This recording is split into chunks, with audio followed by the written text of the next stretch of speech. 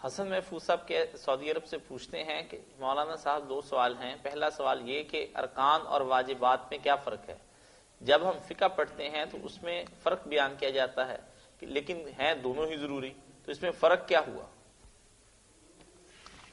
ہیں تو یہ اصطلاحی باتیں علماء نے اپنی طرف سے الفاظ بنائے ہیں ٹرمز، اور فرق کر دیا سمجھانے کہ ارکان تو ہیں جن کے بغیر وہ شاید ہی نہیں ہوتی. اگر رکن نہیں نہ رہا تو پھر کہہ ہی نہیں سکتے کہ نماز کا رکن نہیں رہا، نماز ہی نہیں. واجب رہ جائے تو نماز ہے مگر ناقص ہے، ضروری چیز تھی مگر رہ گئی، کمی ہوگی، اس کا علاج ہے کہ آپ پھر اس کا اور علاج کر لیں یا سجدہ سازی کر لیں. رکن کا کوئی علاج نہیں، رکن آپ سے چھوٹ گیا نا، پھر وہ سرے سے ہے ہی نہیں، جیسے انسان میں جان ہی نہ رہے.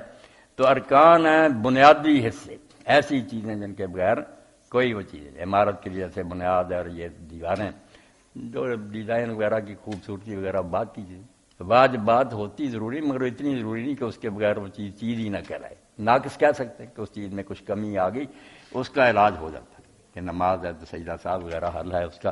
ارکان کا نہیں، ارکان اگر چھوٹ جائے پھر وہ رکعت کی اس کی بجائے اور پڑھنی پڑے گی یا نماز ہی نئے سرے سے پڑھنی پڑے گی.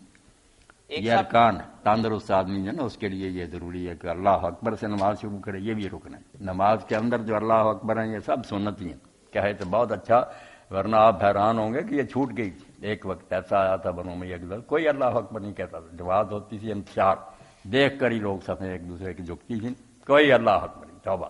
اور اتنا تباہ ہو گیا دین کہ مکہ میں حضرت ابو ہریرہ نے نماز پڑھائی تو 4 رکعت کی نماز تھی، اس میں 22 بار اللہ اکبر کا اوپر نیچے جاتی.